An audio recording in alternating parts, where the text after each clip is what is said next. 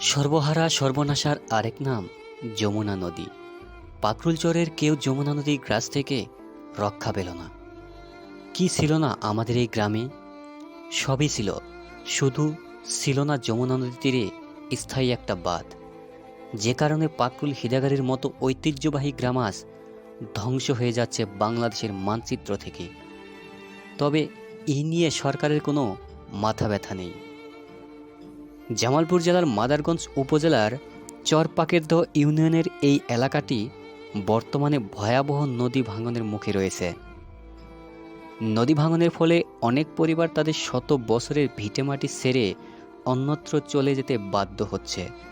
স্থানীয়রা জানান, বাপদাদার শত বছরের চিহ্নটুকু আর রইল না। সাধারণত বর্ষা মৌসুমে ভাঙন দেখা গেলেও এবার তার ব্যতিক্রম ঘটেছে।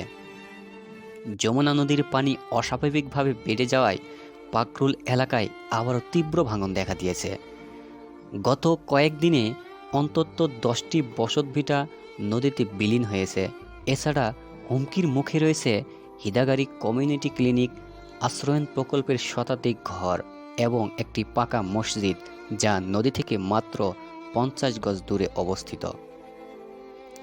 নদী ভাঙন রোধে স্থানীয়রা যমুনা নদী ভাঙন প্রতিরোধ সমন্বয় কমিটি গঠন করে বাঁশ দিয়ে নদীর গতিপথ পরিবর্তন চেষ্টা করেছে, কিন্তু তাতেও সুফল বয়ে নিয়ে আসতে পারেনি। পাকরুল গ্রামের যমুনা নদী ভাঙন এখন আর কেবল একটি প্রাকৃতিক দুর্যোগ নয়, এটি রূপ নিয়েছে একটি পূর্ণাঙ্গ মানবিক বিপর্যয়ের। প্রতিদিন নদীগর্ভে বিলীন হচ্ছে বসতবাড়ি, কৃষিজমি, শিক্ষা প্রতিষ্ঠান, মসজিদ, কবরস্থান ও গুরুত্বপূর্ণ অবকাঠামো।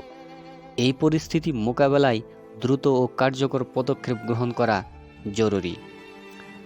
পানি উন্নয়ন বোর্ডের নির্বাহী প্রকৌশলী মোহাম্মদ নকিবুজ্জামান খান জানান, পাকরুল এলাকায় যমুনা নদীর ভাঙন ঠেকাতে একটি প্রকল্প হাতে নেওয়া হয়েছে। সম্প্রতি সেই প্রকল্পের সম্ভাব্যতা সমীক্ষা শেষ হয়েছে এবং খুব শীঘ্রই প্রণয়ন করা হবে। সন্ধ্যায় যমুনার পাড়ে বসে থাকার মতো শান্তি দুনিয়াতে হয়তো খুব কমই আছে। গ্রামের মানুষ কম খায়, কম পায়, কিন্তু মনের দিক থেকে সবচেয়ে বড় লোক। কিন্তু সবই ঠিক আছে, কিন্তু গ্রামটাই যে রইল না।